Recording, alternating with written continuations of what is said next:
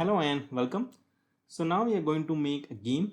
So that is a Tic Tac Toe game, or you would also call this guy as a 0 and X game.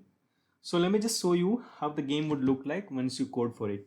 So this is how our game would look like. From here you can replay it.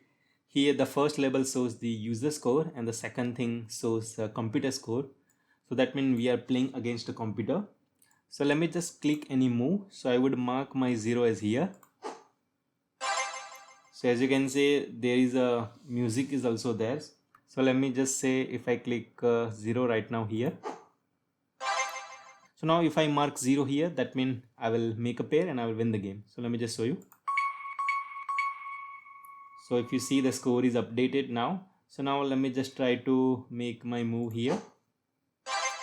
So the computer is mark his move here. That means I cannot make pair like this. That means in this first row. So let me just do like this. So now it's just very straightforward. If I just place here, I would win. So as you can see, I won again. So now let me just try to make a computer win. So right now I will just make a move so the computer can win. So let's say I would mark my point as here.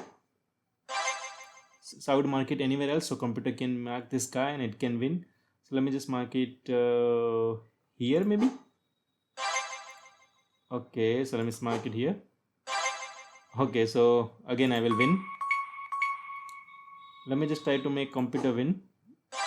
So I would just say here. Let me put it here. Let me just put it here. Oh, again none of the guy win. So as you can see, none of the guy wins, so the score is not updated. So let's say if I make a move and I would like to replace, I just can click here. So the game would start from beginning. So let me play it one more time.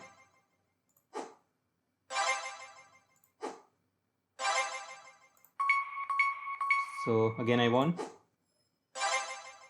At least one time I want computer to win, so that is why I'm just keep on playing this game.